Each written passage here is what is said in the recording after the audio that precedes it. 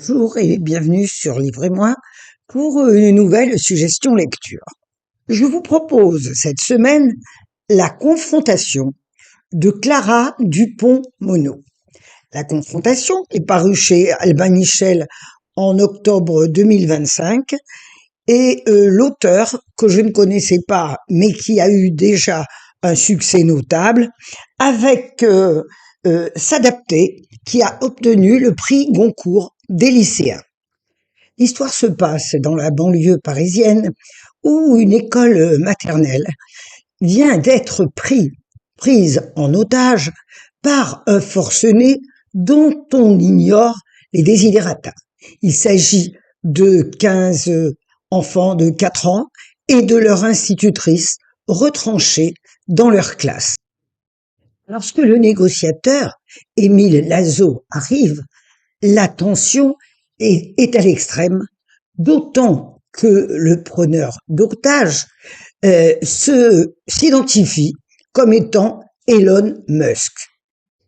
L'individu est considéré comme un affabulateur aliéné et dangereux, d'autant qu'on ignore tout de ses intentions. Cependant, les précisions qu'il donne sur sa vie privée, sur ses femmes, les détails de son emploi du temps des jours passés, semblent confirmer la personnalité, d'autant qu'il a disparu depuis 3 jours, une habitude qui lui est familière, puisqu'il lui arrive de temps en temps de se ressourcer en s'enfermant dans un bunker pour être coupé de toute communication et remettre peut-être les pendules de son cerveau à l'heure. Nul ne peut le joindre, et pourquoi ne serait-il pas cet individu qui menace les enfants, puisque sa dernière présence avait été signalée en France? On apprend au fur et à mesure des négociations que cette école n'a pas été choisie par hasard.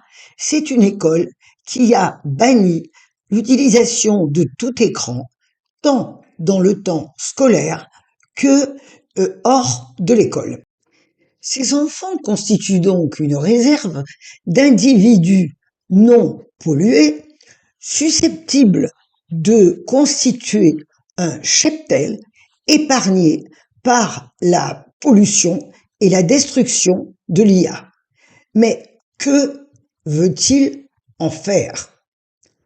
On apprend que la seule façon de s'opposer à l'IA, toujours par le Elon Musk, dont on ne sait s'il est véritable ou frauduleux, est de cultiver chez l'homme la sauvagerie, l'inculture, l'agressivité.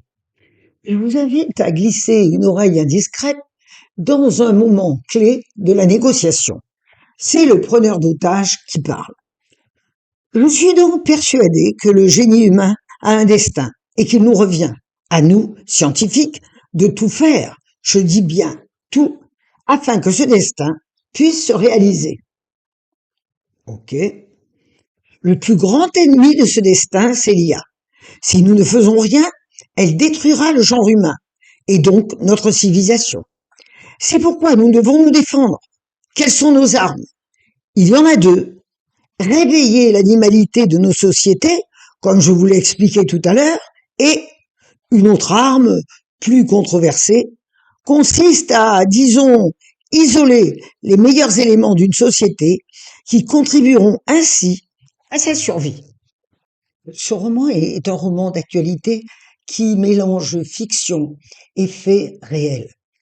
La tension vient du fil verbal qui relie l'agresseur au négociateur, ce fil verbal qui peut se rompre à tout instant, entraînant un drame. Les mots deviennent des armes, des pièges, des refuges. Ils interrogent sur la mécanique de l'adhésion. Pourquoi la force d'un non prend-elle le pas sur la force d'une idée. Un roman qui tend à notre époque un miroir reflétant nos absurdités. Un roman qui présente le langage comme le lien ultime, nous préservant de la barbarie. Un roman que l'on ne peut quitter jusqu'à la dernière page. Un roman haletant qui se lit très vite, mais qui, une fois terminé, donne du grain à moudre aux philosophes qui sommeillent en chacun de nous. Je vous rappelle que si vous avez aimé notre rencontre, abonnez-vous, vous aiderez à la pérennité de la chaîne et j'aurai le plaisir de vous revoir vendredi prochain. Si vous ne vous abonnez pas, je vous reverrai aussi avec tout autant de plaisir. À très très bientôt, un très bon week-end. Au revoir.